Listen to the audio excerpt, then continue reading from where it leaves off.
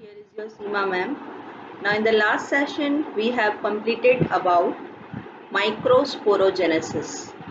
Now we will see about the megasporogenesis. We have completed the structure of pistil structure, what is present in the pistil, which are the terms related to the pistil.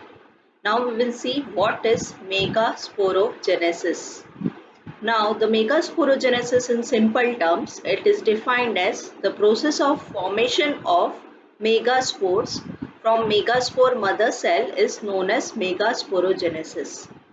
Now, we have seen that what are ovules? Ovules that are present inside the ovary. These ovules differentiate and they are forming the single mother cell, that is megaspore mother cell. Now, these cells, they have capacity to undergo meiotic division. Now, what happens during this meiotic division? Now, this megaspore mother cell, they undergo meiotic division. As you all know, students, meiotic division, it is a type of reductional division.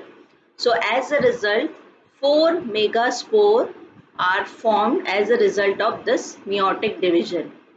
Now, out of this 4 megaspore, only one becomes functional and other 3 megaspores degenerate. Degenerate means they disappear.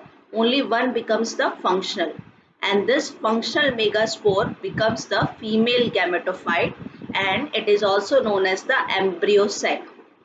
Again, I am repeating, whatever the megaspore mother cell is there, it undergo meiotic division, that is a reductional division.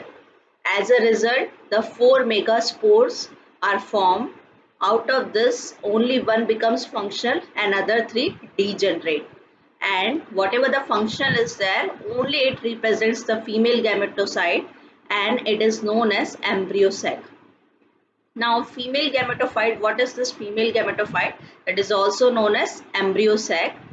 Now, how this embryo sac formation occurs? Embryo sac basically contains the two ends. One is the micropylar end and one is chalazal end. Now, what happens inside this embryo sac and how many nuclei are present in this embryo sac? So, first of all, particularly we have seen that whatever the functional megaspore is there, it undergo first mitotic division and becomes 2 nucleate stage.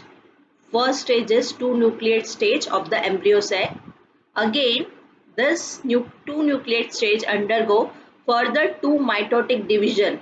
So as a result, 4 nucleate stage and 8 nucleate stage are formed. Now till the 8 nucleate stage, no cell formation occurs. It is completely the free nuclear division, means the nuclear division, it is not followed by the cell wall formation. After the 8 nucleate cell structure is disformed, only the cell wall formation occurs. Now how this 8 nuclei they are arranged in the embryo sac, that we will see.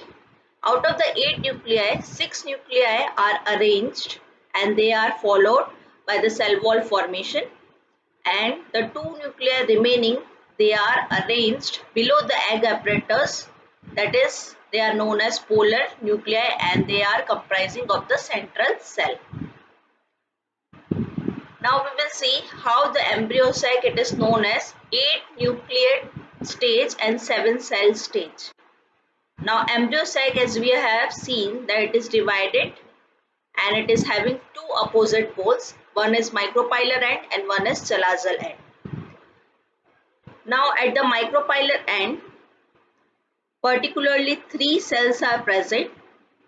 Out of this, 2 cells are known as synergids and one is known as the egg cell. Both this egg cell and the synergid cells combinedly it is known as egg apparatus, that is present at which end? That is micropylar end. Now what is the role of the synergid cell? This synergid cell basically it is responsible for guiding the entry of pollen tube. So this is the importance of synergid. Now at the central position, as we have seen, 2 polar nuclei are present which occupy the central part of the embryo sac. Now at the other end, that is known as the chalazal end, three cells are present, and that three cells, they are known as antipodal cell. So you can see here, that is, it is a 7-cell stage. Why 7-cell stage? 3 cells at the micropylar end, 3 cells at the antipodal, that is at the chalazal end, and 2 nuclei, they are been grouped together, that is present at the central position. So total 7-cell stage is there, and if we speak about the nuclear stage, it is the 8 nuclei stage of the embryo cell. Now one more important thing, the development of the embryo sac occurs from only single megaspore.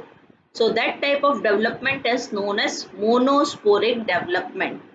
So students, all these terms you have to remember, and the diagram it is given on in your textbook, that is NCERT. You have to just draw each and every phase, that is the 2 nucleate stage, 4 nucleate stage, 8 nucleate stage of the embryo sac. And it is the most important topic from this chapter, that is formation of the embryo sac and how the cells and the nuclei are arranged in the embryo sac.